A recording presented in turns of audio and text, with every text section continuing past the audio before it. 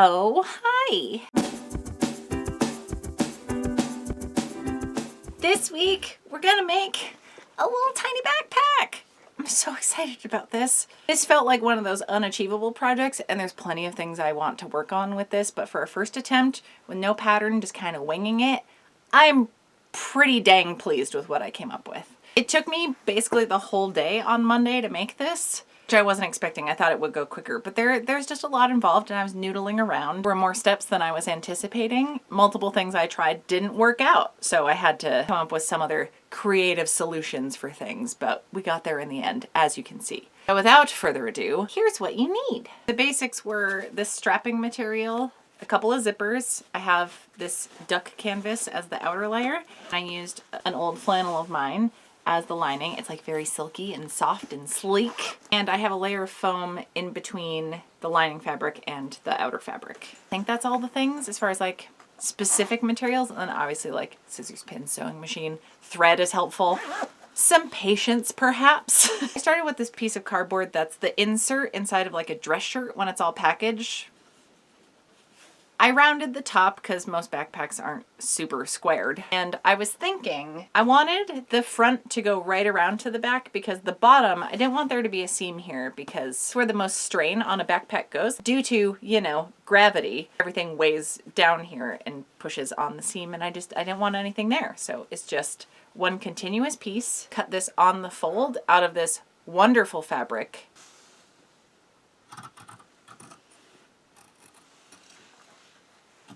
I had a little bit left over from a custom order that the lovely Amanda had me do where I made some like laptop messenger bag things. This of course is a color I'm obsessed with and yeah, I had just enough to kind of put this together. The only problem with this fabric is I tried to add some fusible fleece interfacing, which is like, you know, thicker, fluffy. It's almost like a batting with one side having glue on it.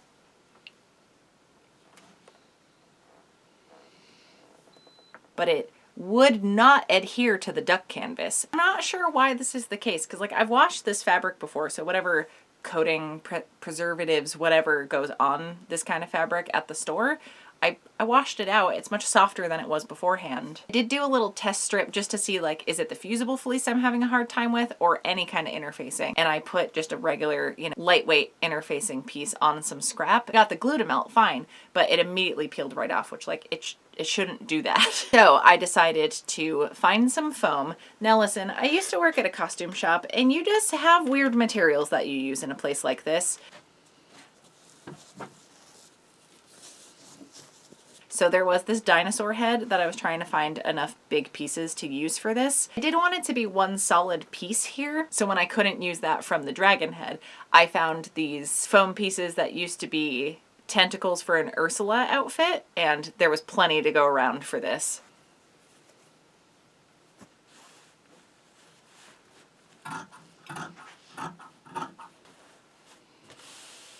So I cut out a piece a little bit smaller than the outer piece I'd already cut out on the fold. Looks like a giant band-aid. Then I pinned and basted around the edge just to kind of make that into one piece now so I didn't have the foam floating around everywhere. Also, I narrowed it a bit so that it wasn't stuck in the seam allowance, which I actually think I regret because I would have liked there to be more rigidness along the seams and having something like that would have helped kind of bulk it up a bit. But this is why this is a test run and why these are called make-in chats now instead of tutorials, because it's just me noodling around. Also, if y'all have made stuff like this and you have go-to materials that you use to make backpacks or just structured bags, I would love the input. I'm just fucking around with this stuff and trying to figure out what I like making versus what I don't. And it wasn't until I made this one that I realized what I even wanted out of a backpack. You know what I mean? Once I had the foam attached, I measured out roughly what I wanted the front pocket to look like. I knew was gonna end up getting folded in half at least. I thought about boxing out the corners, but it intimidated me a little bit too much, so I think for the next one I'll give that a try and have like a 3D pocket sticking out in the front instead of this one being pretty flush with the front of it, but I'm still on board with this pocket. No regrets. I did what I could with the information I had at that point. So I cut out that rectangle and then also the lining for that.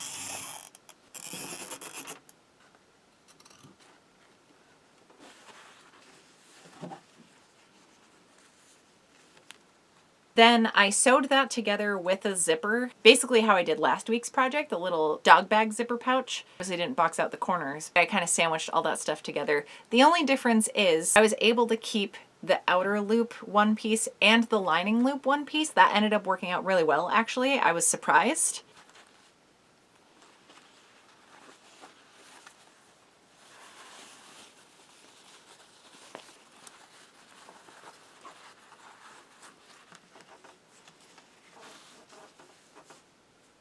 Would have saved a bunch of time, and I will do that going forward because I loved how this turned out. I also shifted the zipper up a little bit. Instead of the original zipper pouch I made last week where it was in the center, I just folded it up as much as I could while still making sure I had enough of an edge over here to attach all this on here without like sewing over the zipper teeth or anything. Very pleased with how that turned out. I'm actually surprised it went this smoothly. Once I flipped the bag out, I marked on the front side of the panel, did a little bit of top stitching to go around. Then I cut a little bit of the strap material so I could add my little D-rings, which I forgot to mention in the supply list. This is nylon strapping, so each piece that I cut, I had to melt the ends with a lighter. Makes it so it's not gonna fray. Then once all that was sorted, I laid the bag outer layer down, you know, our Band-Aid, and I actually stitched these two lines where the bottom of the bag was going to be, so like where the turn was going to happen. You can see the stitches right here, just to give me a marker as to where I had to line things up. Because this is kind of a funky shape to make with your fabric, turning these corners down here when you're adding this edge piece, is it just takes practice. I'm only like 98% good at it. And I took my little measuring wheel and measured from that stitch line to mark where the bottom starts, measured up and around the top of one side of the Band-Aid, like the rounded edge.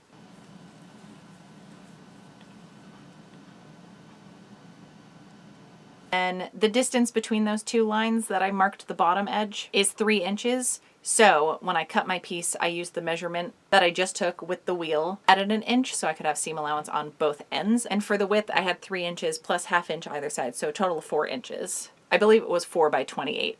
So then I cut that edge piece out of the canvas and also out of the lining. This was also a good point to cut out Band-Aid pieces of the lining, which I had to do in 2 pieces, so I just added a little bit of extra length at the bottom for seam allowance. Then to add the zipper to the top band, I sewed the lining piece right sides together with the canvas piece. I marked out the length of the zipper, stitched a box around that, cut it open, flipped that right sides out. I lined up the zipper underneath and basically like top stitched the zipper into place.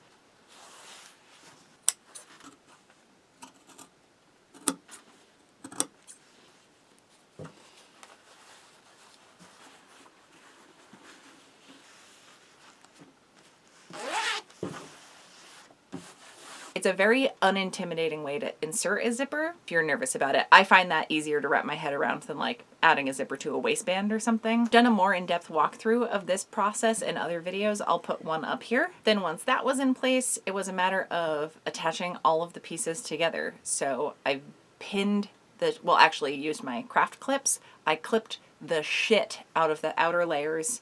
And I started from the center of that edge band. I made a little notch, and then the center top of the rounded part of the Band-Aid piece. So I could start from there and then work my way down each side.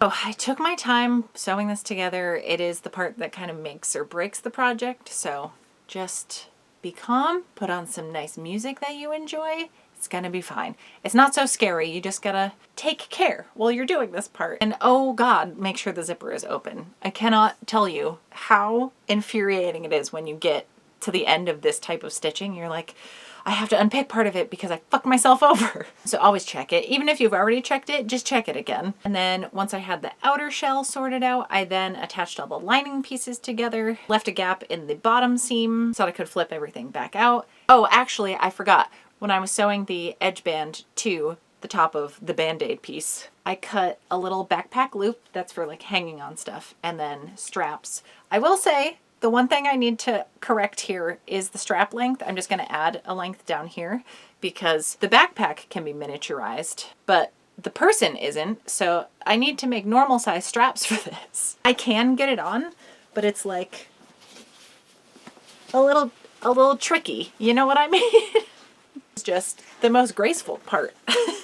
That's the one tweak I will be making to this specific bag, though future iterations are just going to keep getting better the more I figure this stuff out. I also went to take the photos of it and I put some stuffing in here just because I wish I had a more rigid foam situation and maybe even something actually stiff in the bottom, like adding a piece of one of these cutting mats that I get at the dollar store. But I want this to be washable and I wasn't sure if that was going to work. All things I could have looked up beforehand, but y'all know me. I'm just going to go in head first and figure it out and kind of trial by fire, you know? So anyway, I cut this piece, inserted it between the top of the back of this piece and the top of the band when it was still inside out. And I also inserted the tops of these straps, but I didn't attach it down here first. I just kind of stuck them with these lengths hanging out at the bottom because I figured this would be an easy part to attach after everything else was done. So I just left it till the end. And then once I finished sewing the lining together, flipped everything out and closed up that gap in the bottom of the lining.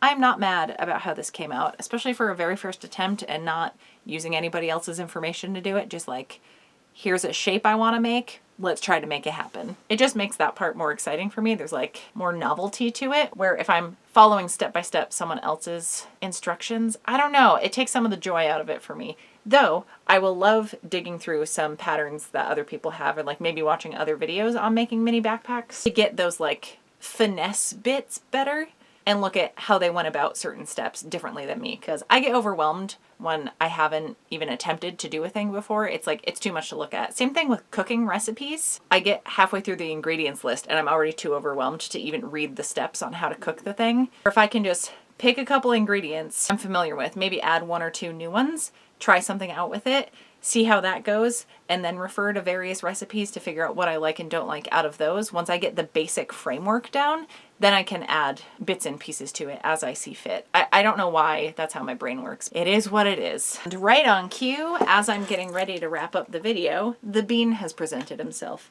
Hello, Lil Bert. It's almost a you-size backpack. Like, not one you could wear, but like one almost the size of you, because you're very small. You're a little mini guy, huh? Oh my God, so cute. So goddamn cute. Well, I think he's trying to tell me that it's time for lunch, so we're gonna get ready to go. But before we leave, I wanna say a huge thank you to everyone over on my Patreon, because y'all are the ones making this happen. And I mentioned it in last week's video, but just in case you didn't watch that or missed it or whatever, I am getting my tonsils out later this month, so I will miss 1, if not 2 weeks. I'm gonna have to be as quiet as possible, which for someone that rambles as much as I do, may be a difficult time. Obviously, I'm going to be missing a bunch of work because of this, and it is literally because of everyone over on Patreon that I'm able to do this kind of thing. I've put this off for 8 years. I've needed my tonsils out for almost a decade, and I'm finally able to do it because of y'all, and I hope you know how fucking huge that is and how much that means to me. So thank you all so much for improving my quality of life in so many different ways you don't even know. Little Stink Bean and I are gonna go. We will see you back here with another video next Friday. Thank you so much for hanging out. Could you edit it? Applesauce backpack where he keeps his applesauce. Jom's got that applesauce that you crack. What if you...